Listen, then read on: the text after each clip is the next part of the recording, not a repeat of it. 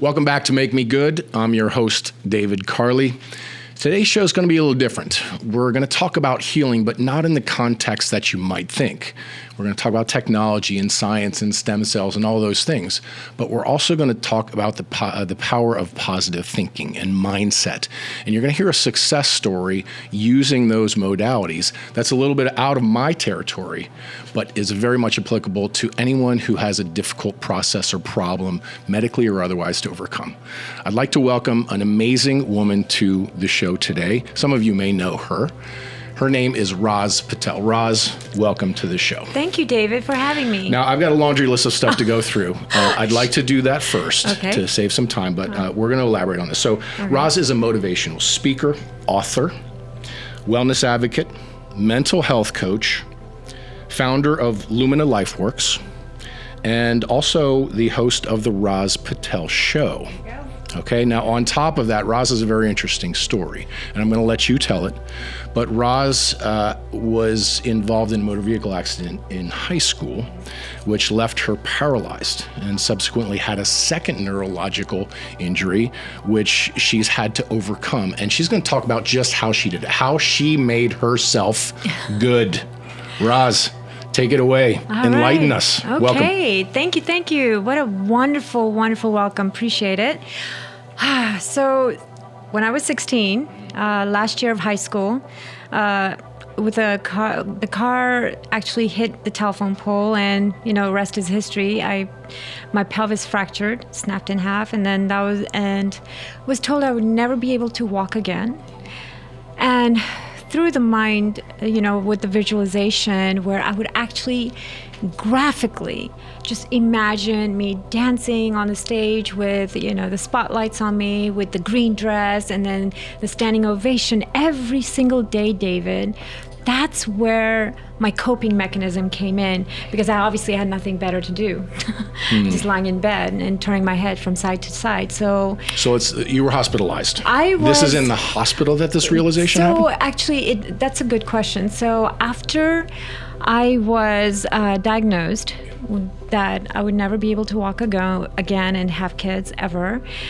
After a few weeks, I think was it a month? It's very vague. But after that, I was bedridden at home. And because it was a matter of whether I heal my ribs, because it was fractured from all the way down, and then scars. And in terms of my pelvis, it's just a matter of healing. But then, could I walk again? No. So they thought the best thing was to take me home and just, have me lie in bed, and that's where the healing process would begin. Months went by, and months of just doing nothing and staying in darkness, because you have no one to talk to and no one to just tell you you'll be okay. And you're 16 years old. And I'm 16 years old. And no one talked to you in the sense of the positive reinforcement. So, and understanding what healing is. So from that angle. And how do you eat? You can't eat. You can't do anything while you're a vegetable, basically, right? So what do is just use your mind. Mm-hmm. And that's your biggest tool. And I learned that during that time that, either I can be in the dark phase or I can have some kind of positivity. And the best thing for me was to visualize. I love dancing. So I enjoy the music and the rhythm, whether it's Bollywood or whether it's hip hop, R&B. You just give me some kind of music and I'm on it. So what can I do except go back to those times where I was dancing and enjoying my life? And so I would go through these processes over and over and over again, visualizing, and I started healing from the ribs, and then eventually my scars and my pelvis. But then, after the healing began, I had to go to physical therapy. Yep. And as you know, David, the physical therapy, it's great. Mm-hmm. But for a child like me who had to take the first step, it was not easy, because your nerves cannot connect to your body, right? You just don't know how to take the first step. I couldn't. I was screaming in my head and thinking this is it, it's over. So pause, because this is an unbelievable story. You're 16 I'm years 16. old. You get destroyed by an injury. Right. Most 16-year-olds don't have the maturity to cope with something like that. Absolutely. You're alone, in bed, immobile. Your life is effectively, for a 16-year-old's mentality, gone.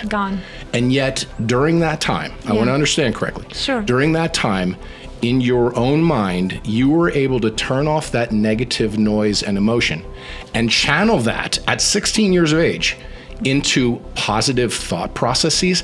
How in the world did you do that at 16 years old? Adults have trouble doing this when their spouse gets into an argument. You had a devastating problem. I want to stay on this because if people can take something home from this, how did you make the change under those circumstances at 16? David, it's a great question just because I'm with you on that, and it's not simple.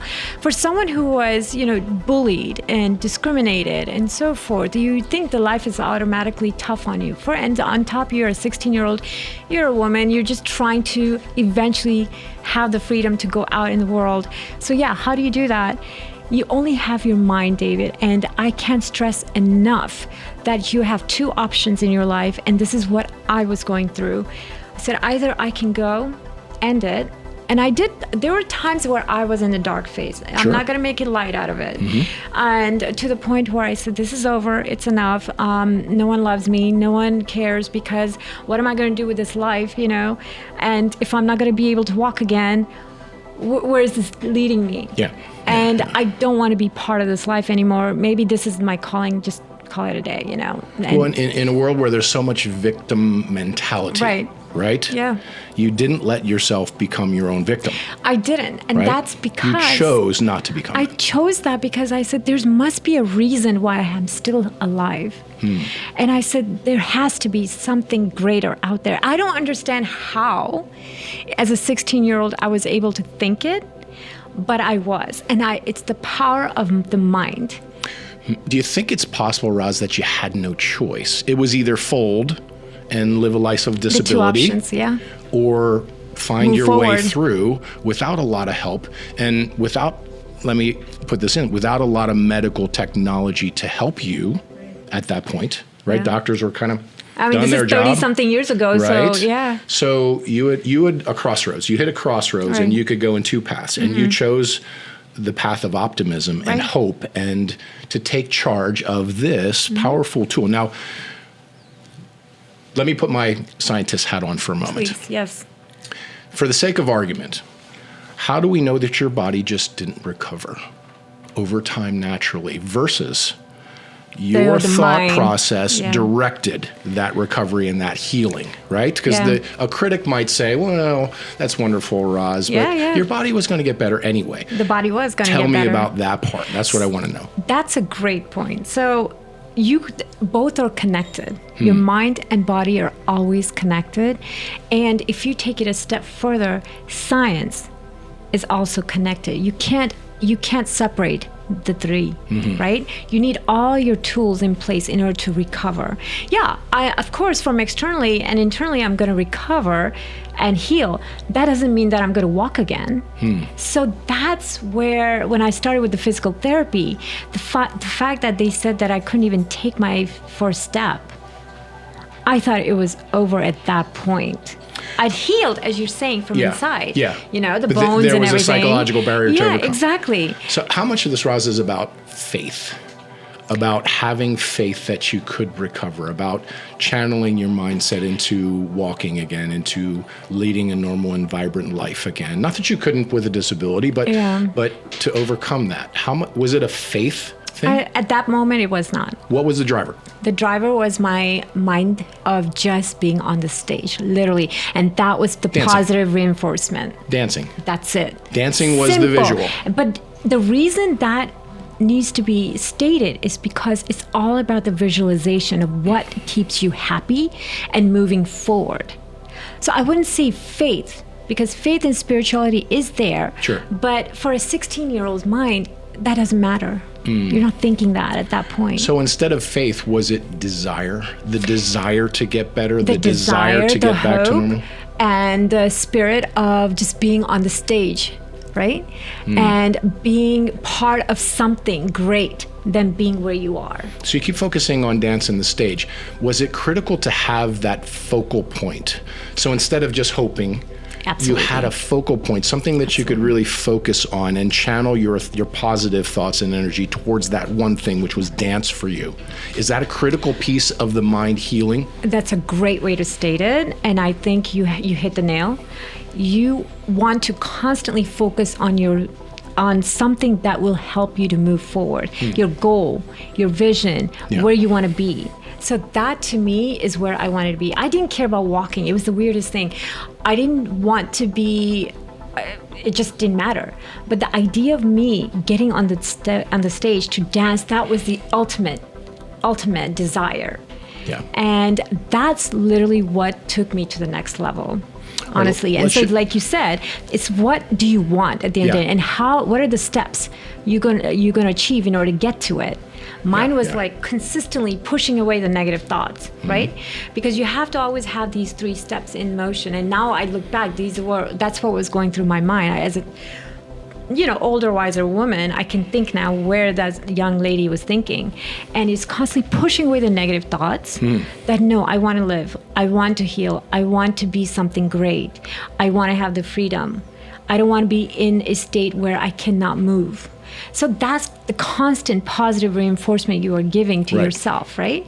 And with that, because you mentioned about the connectivity between the mind and the healing, with that is the mind telling you to visualize and focus on one thing. Because when you're focusing on one thing, your goal, everything else is gone. Right? I want to come back to the mind for a second, but I'm going to ask you a challenging question before we do. Okay? Absolutely. Because obviously it's an incredible story and something you should be incredibly proud of. But I'm going to ask you this. Do you honestly believe your mind fixed your body? I do. Why? Because if it wasn't for my mind and if it wasn't for my thoughts, there's no way I could have recovered that quickly and that rapidly, and at the same time in that angle, right? Because it's your mind telling you you need to move forward. Your mind is telling you you need to recover. Your mind is telling you you need to heal to get to the next point. Think about it. When you're studying and you are taking 5-6 cups of coffee a day, you have 2 options eventually, because you've been studying and cramming for your exams and so forth, your board exams and whatnot. You have the option. I have PTSD now, Raz. Thank you for that. Thank you for that moment. So I'm going to need some visualization. Can you walk me through visualization to get over my PTSD for my board exam? Drink your right? Yeah, I figure you understand that. So you have the 5-6 cups of coffee, and you can eventually say, all right, you know what?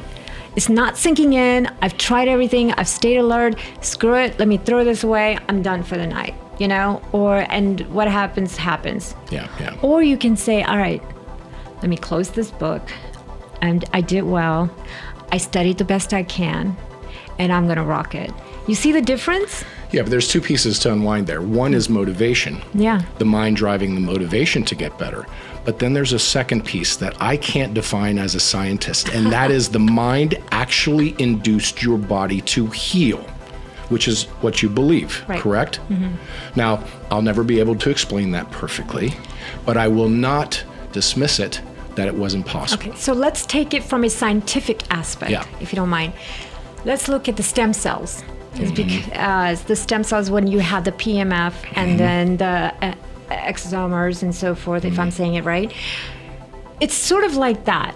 When with the stem cells, you have the PMF, the electric and magnetic fields that you utilize, and the exosomes that kind of primes it to make sure the neurons are firing and you're getting it all prepped up. Right. So I think of it as such, where my mind is trying to calm and get prepped up for the physical therapy to learn to stay in the mindset of being at calm, right? Yeah. And then you have the PMF, which is kind of now getting prepped up to signal, inject, and so forth to get you excited. Yeah. So when you do that now, I'm at a state of point where I can now say, yes, you can do it, Raz. You can take the step. Now you have it. You've moved forward, and you've got the therapy, and you have the mind. Now I have the physical therapy, and I have the mind. Those are now working in synergy to get you where you want to, right? Okay. From a scientific standpoint. Now, to actively work on the stem cells aspect, you have these two elements, these two tools to help you now to fire up your neurons, right? So that's the way you can think of the mindset in terms of how it's healing you. And you're including the science, which is the physical therapy, something to help you along with it, along with your mind that's saying, no, let's keep you at a state of calmness to give you the enforcement that you need. Does that make sense? Well, it was a level of control. It was a level of psychological control. Absolutely. Not just motivation. And cognitive is a huge thing. Yeah. Okay, I want to talk about the RAS in a minute here. Okay. But before we do, I want you to give the audience a little bit of an emotional lift here. Okay. Take them back to the time you first did dance. Okay.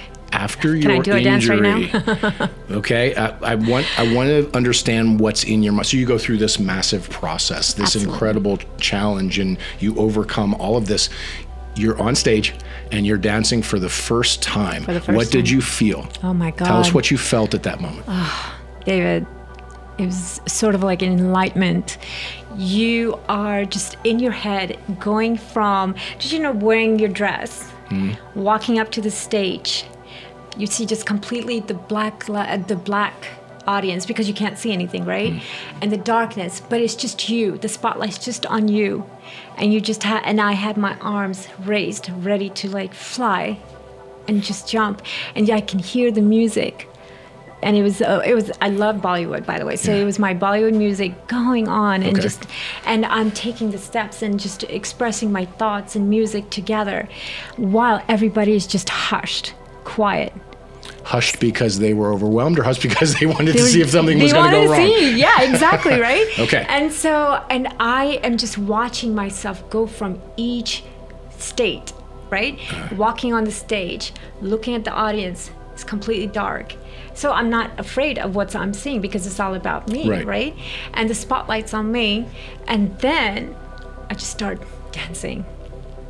And eventually, when I stop, the entire audience is not focused on them. They have gotten up and they've just clapped. Bravo, you did it. You see that bravo, you did it. You were on the stage. It's just such a great feeling that you can recover, that you can dance, that you can move. Did that make it all worth it? Positive feedback, that positive visualization, I cannot stress enough how important that is. So you had visualized that moment probably a million times, right? Yes. And when it happened, was it everything you thought it would be? It was. The day, what did I do when I recovered? I couldn't squat, so I couldn't bend down or anything. It's still. But the first thing I did when I started walking, I asked to be on that stage.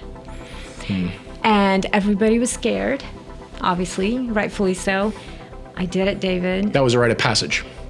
That was a rite of passage for you to say, I am good. Yes, I wanted to prove myself. Right. I wanted to prove that I did it. And I remember it just like the way I visualized. I walked on the stage, had my green outfit on, and I was dancing. I couldn't squat, couldn't bend. But I danced, David, and I saw the audience just looking at me like, this girl did it. How? So I think it was interesting that you went through this kind of lonely journey that only you could go through. And I'm sure there was support and all of those things. But you went from that to sharing the success of that journey with your community. Absolutely. On day one. And they were in awe, for sure. But you know what? It's important to have that community to help you and to support you and lift you to say, yes, you did it. It's that bondness. It's that understanding that if I can do it, others can do it. And that was my first stepping stone of saying, I need to do something greater with myself. Yeah. Let's stay on that for a minute, because everyone has challenges in life. No one is immune. Absolutely. And they may not necessarily be a spinal cord injury, but they can be significant in their own way. What's so hard, and I find this with my own life, I think everyone does, is that doubt element, that element of doubt. I'm not sure I can do it. I'm not sure if I can overcome this problem, a divorce, financial hardship, whatever it might be, an illness. Right. Yeah. What was it that put you over the edge of getting above the doubt, getting ahead of the doubt? Because I'm certain there was doubt. There had to be doubt. That's a natural human reaction. Yeah. What was it that pushed you ahead of the doubt? And what can other people take from your success that they could apply in their lives? As you mentioned, self-doubt is huge, and it's always going to be there. Channel it. So there's 3 steps that I always teach people in terms of how to work through your fear and your self-doubt. The first one is you're going to backtrack in the past. What's happened to you? What are the challenges you're going through? It's okay if you have those thoughts, but think about where you are right now, where it has led you, and what accomplishments you've had along the tracks, right? So that's the first thing. So that way you're not meddling in the past consistently, right? The second thing is the negative thoughts that keeps coming to you because of the trauma that you've gone through, kind of like the PTSD with the board exam, right? I'm getting over it slowly. Thank you. Thank you for checking in, Raz.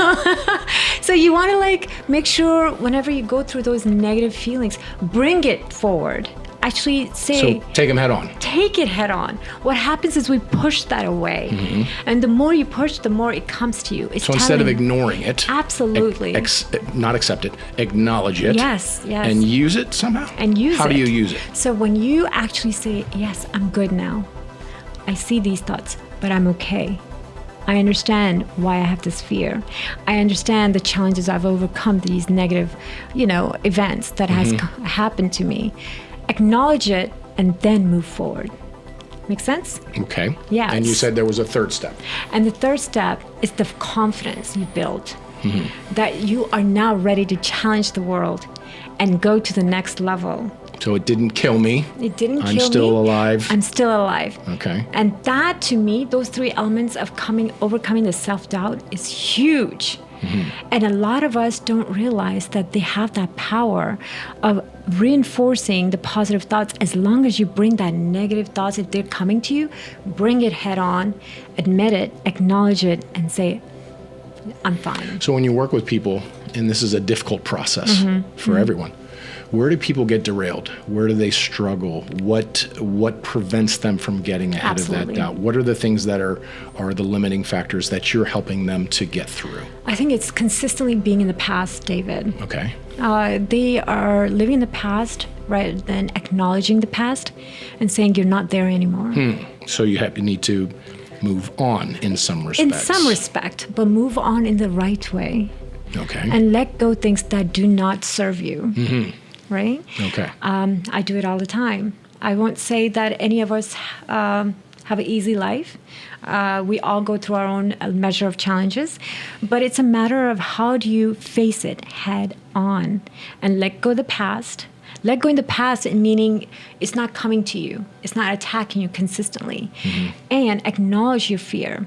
Fear is the biggest a reason for self-doubt. Okay. And if you can acknowledge your fear, you're automatically unraveling the self-doubt. Is there an element of resentment? Why did this happen to me? I'm resentful for people in general, people that you work with who are struggling with a problem. You're trying to help them through. Do you find that's a roadblock? Absolutely. And fear and resentment kind of go together. Absolutely, David. And we're humans. And we're going to resent. We're going to feel like, why me? I did it for so long. I still go through it because we're humans. We have emotions tied to us, right?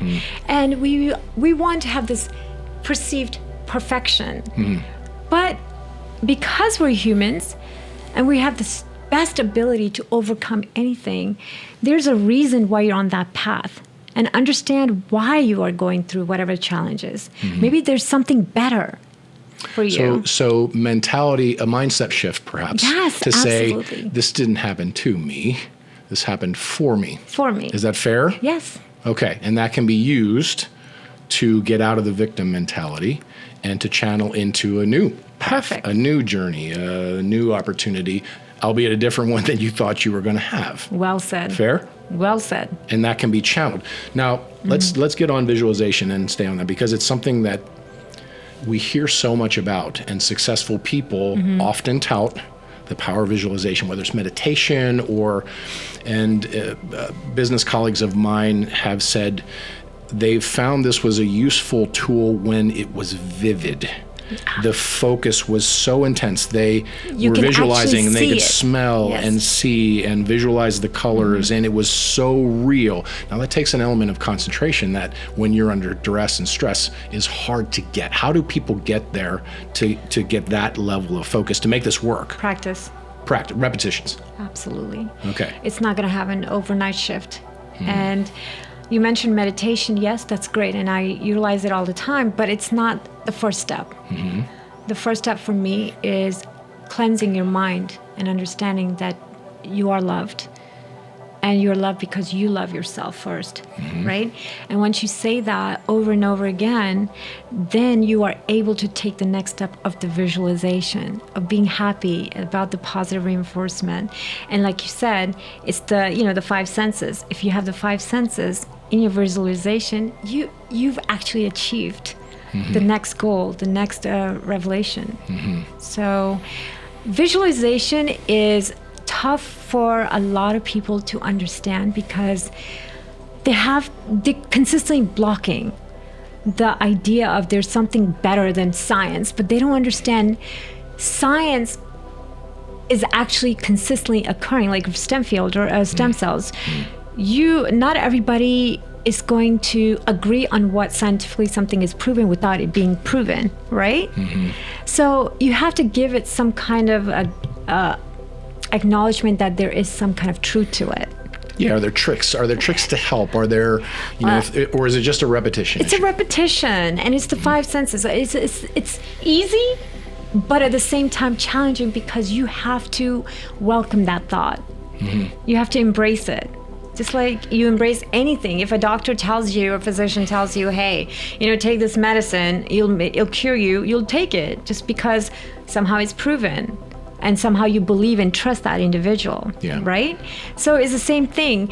If I am telling you that cognitively it helped me, you see me, and you can visualize, and anyone who wants to ask me how to do it, I'll be gratefully help them out. But the point is, you want to take baby steps in the visualization step, right? So it's little wins. It's little wins. Build your little wins, gain confidence, but stay focused on your goal, which for you was channeled around dance.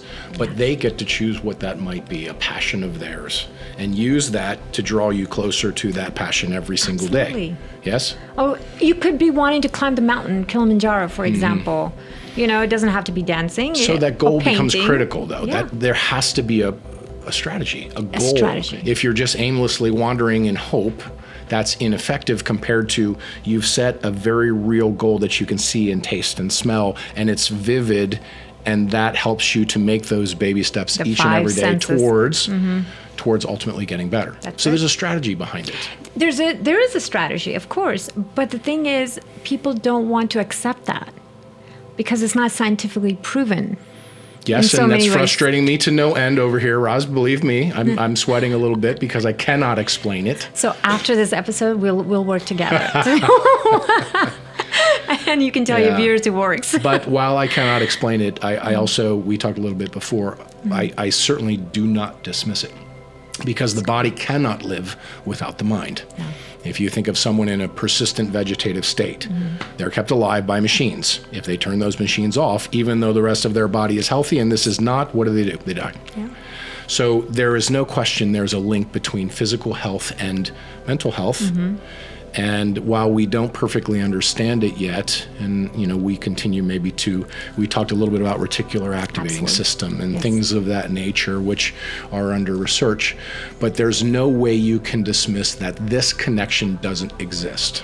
And it's actually a beautiful tool to have the mind, along with the science, along with your physical, recovering from your physical injuries. Yeah. So all these three tools, the mind, the body, and the science, work in synergy to help you to recover. Which is a perfect segue into our next session, Raz, which is you're going to tell me how to mentally control my stem cells in my body to heal my sore back.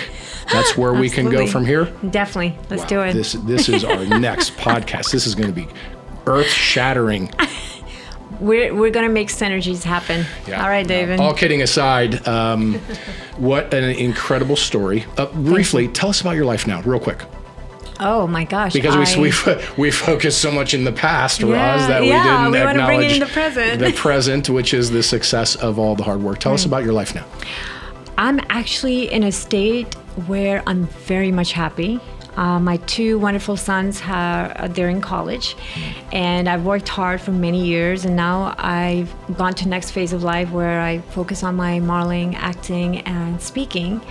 And I've, of course, written 2 books, so catch it on Amazon. And let's have the names of those books. So if you just Google or search on Amazon the Fabulous Fails series. Okay. And the reason I call it the Fabulous Fails, because everyone thinks failure is not an option, and I say failure is an option, because while you are failing, you're improving, you're finding progress in it. Okay, let's book the next podcast because I want to go there next. I have to go there. That's a great topic.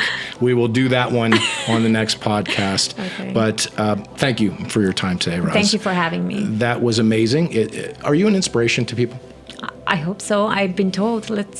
I think. Do you accept that role? I accept it wholeheartedly. Okay. Just because I believe in myself, and that's the first step. And now you channel that to give back. And I channel to give it back. Congratulations on that. That's a great thing. Raz Patel, thank you so much. You're an inspiration to us all. And I hope people have actionable lessons that they can take home today with whatever it is that they're dealing with from someone who not only talks the talk, but walked the walk to an amazing outcome with insurmountable odds that at the time probably seemed like there was no way. Yeah. And you found your way. So congratulations on that. I hope people can use your message and your story to help them in their own lives too, make themselves good. Again, thanks, Raz. Thank you so much.